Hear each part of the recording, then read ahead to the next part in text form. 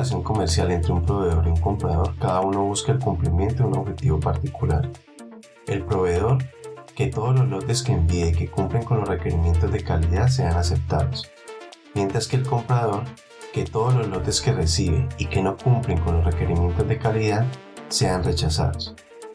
Sin embargo, por los efectos de la aleatoriedad, al tomar las muestras y al aplicar un plan de muestreo de aceptación, se puede llegar a presentar dos tipos de riesgos. Para el proveedor, que le sean rechazados lotes buenos, y para el comprador, que pueda llegar a aprobar lotes malos. La pregunta es entonces, ¿cómo evaluar los niveles de riesgo para el proveedor y el comprador al aplicar un plan de muestreo de aceptación? En este video buscaremos cumplir con los siguientes objetivos de aprendizaje. Conceptualizar los riesgos del proveedor y del comprador en la aplicación de planes de muestreo. Aprender a diseñar curvas características de operación para evaluar el riesgo del comprador y del vendedor en la aplicación de un plan de muestreo. Aprender a diseñar un plan de muestreo que garantice un riesgo del vendedor y del comprador preestablecido. Cuando tenemos un lote de tamaño N, en el que hay una proporción de piezas defectuosas P muy baja, pero que por azar la muestra seleccionada tiene un porcentaje de defectos altos, el comprador rechazará el lote creyendo erróneamente que tiene un porcentaje de piezas defectuosas P muy alto, mayor que PA. A esta posibilidad se le denomina el riesgo del vendedor o el fabricante, y es que le rechacen un lote que por su baja proporción de defectuosos sería aceptable. Se le conoce también como error tipo 1 o alfa. Por otro lado, cuando tenemos un lote de tamaño N en el que hay una proporción de piezas defectuosas P muy alta, pero por azar la muestra seleccionada tiene un porcentaje de defectuosos muy bajo, el comprador aceptará el lote creyendo erróneamente que tiene un porcentaje de piezas defectuosas P muy bajo. A esta posibilidad se le denomina riesgo del comprador, y es que acepta un lote que por su elevada proporción de defectuosos sería inaceptable. Se le conoce también como error tipo 2 o beta. Las curvas características de operación son gráficos de un conjunto de parejas ordenadas de datos de la forma PPA, que muestra el desempeño de un plan de muestreo al dar la probabilidad de aceptar lotes con niveles de calidad altos. En las curvas características de operación, el eje X lo conforma P o la fracción de defectuosos del lote o nivel de calidad del mismo, y toma valores entre 0 y 100. Por su parte, el eje Y lo conforma PA o la probabilidad de aceptar un lote con una fracción defectuosa P a través del plan de muestreo bajo consideración, y toma también valores entre 0 y 100.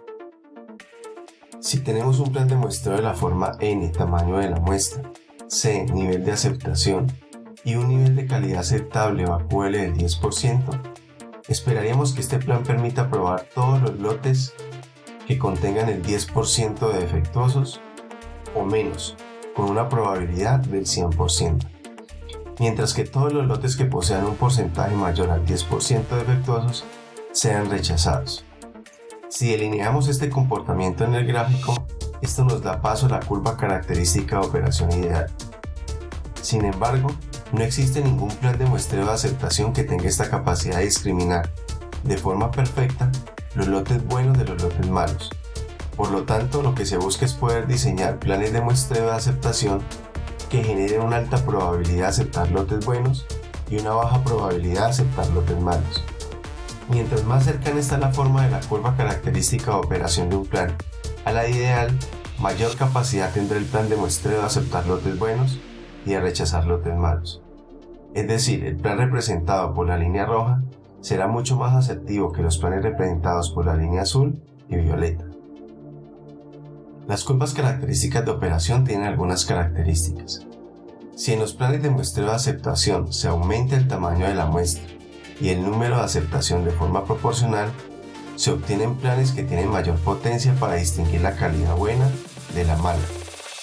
Como se ve en la figura, se presentan tres planes de muestreo de aceptación distintos. Al aumentar el tamaño de la muestra y el nivel de aceptación, la forma de la curva se acerca más a la curva característica ideal. Si se mantiene el mismo tamaño de muestra, pero el nivel de aceptación se disminuye, la curva cae con rapidez y los planes se vuelven más estrictos.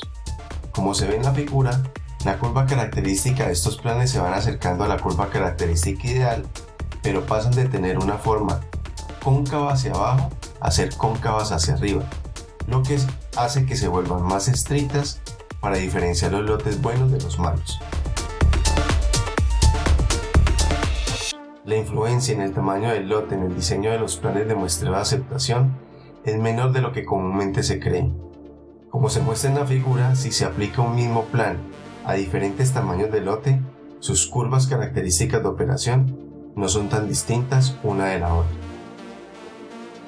Y por último, los planes de muestreo con nivel de aceptación de 0 hacen que las curvas características de operación se vuelvan cóncavas hacia arriba, lo que causa que la probabilidad de aceptar disminuya más rápido aún para valores pequeños de porcentajes de defectuosos, haciendo estos planes más exigentes para el proveedor y costosos para el cliente.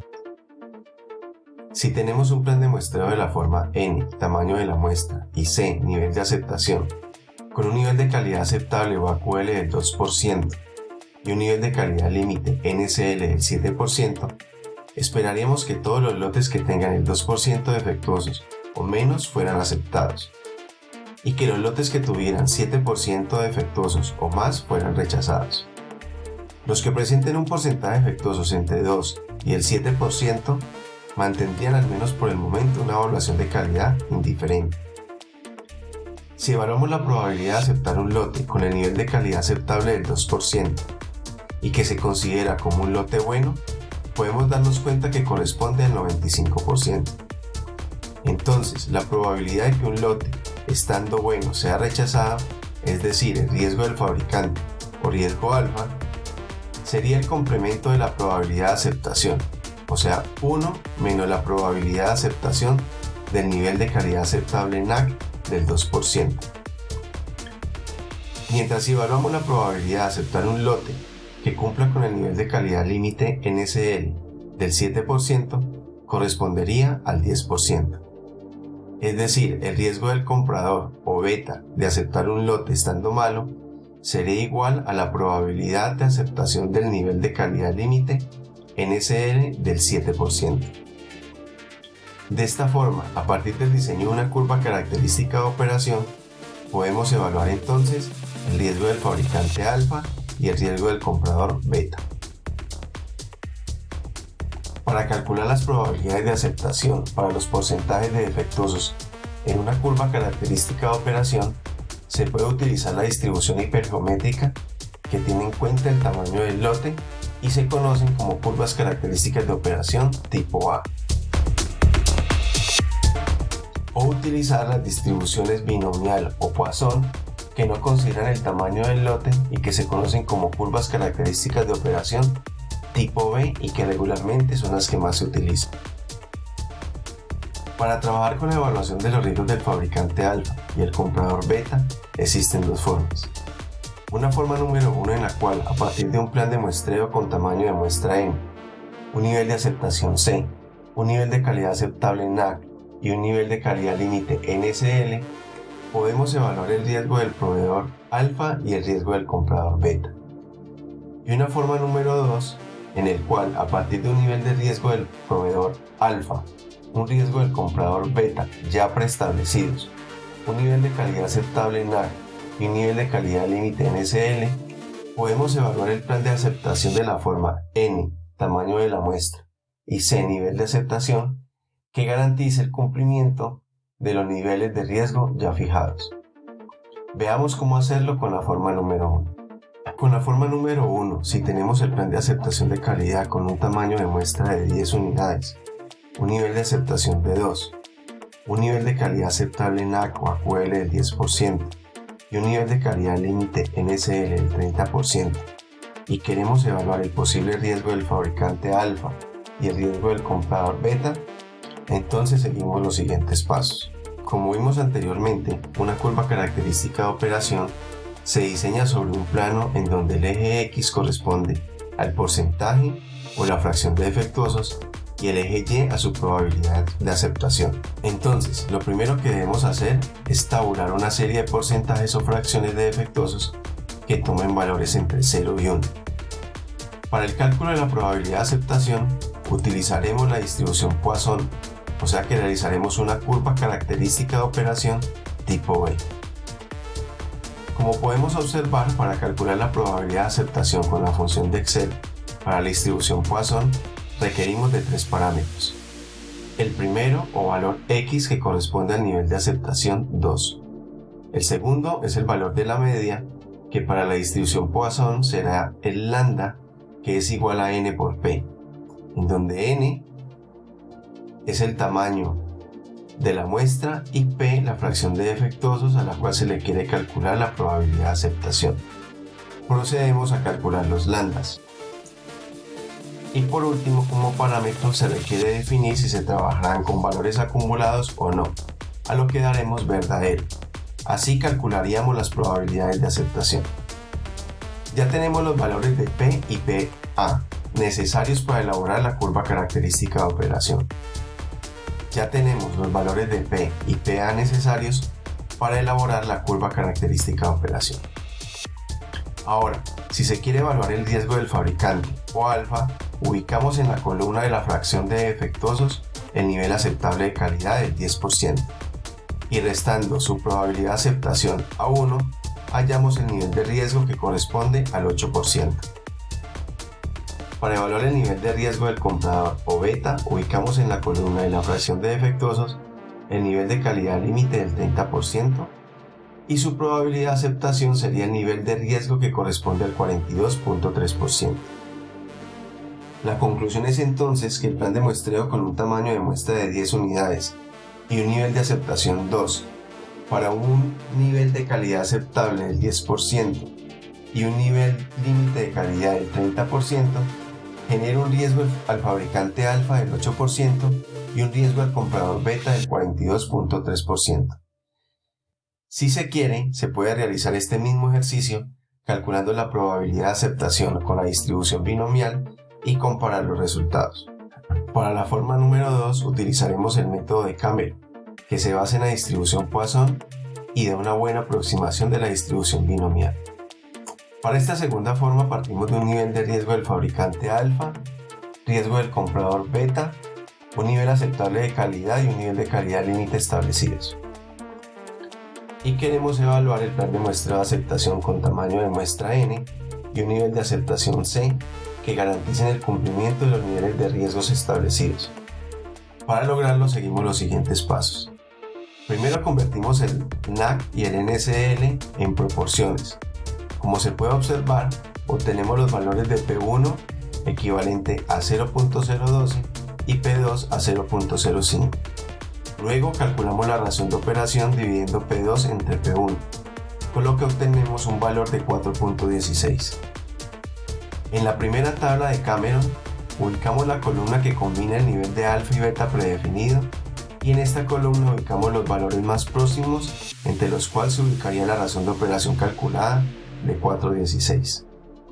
Como se puede observar, este valor se encuentra entre 4.06 y 4.89. Seleccionamos el valor más cercano a la razón de operación, es decir, 4.06. Sobre la fila de este valor nos desplazamos hacia el lado izquierdo de la tabla hasta la columna C y llegamos al valor de 4, que corresponde a nuestro nivel de aceptación C. Posteriormente, sobre esa misma fila nos desplazamos hacia la derecha hasta el valor en la columna de NP1, correspondiente a un valor de 1.97. Como ya tenemos el valor de C, nos falta calcular el valor de N. Para esto lo despejamos de NP1, que corresponde al valor de 1.97 dividido por P1, que fue calculado anteriormente al dividir el NAC entre 100. De esa forma obtenemos el valor de la muestra de 164 unidades. En conclusión, el plan de muestreo para un NAC de 1.2%, un NSL del 5%, que garantiza un riesgo del vendedor alfa del 5% y un riesgo del comprador beta del 10%, es N igual a 164 y C igual a 4.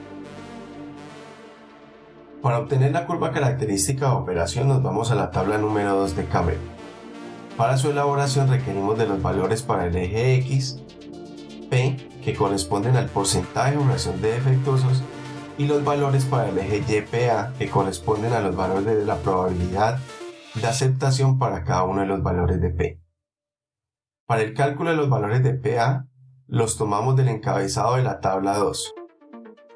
Para calcular los valores de P, localizamos el valor del nivel de aceptación C igual a 4 en la primera columna de la tabla, y los valores de esta fila corresponden a distintos valores de n por P1, que posteriormente dividimos por el valor de n igual a 164 para calcular los valores de P. De esta forma ya tenemos los valores de P y PA, con lo que podemos graficar la curva característica de operación.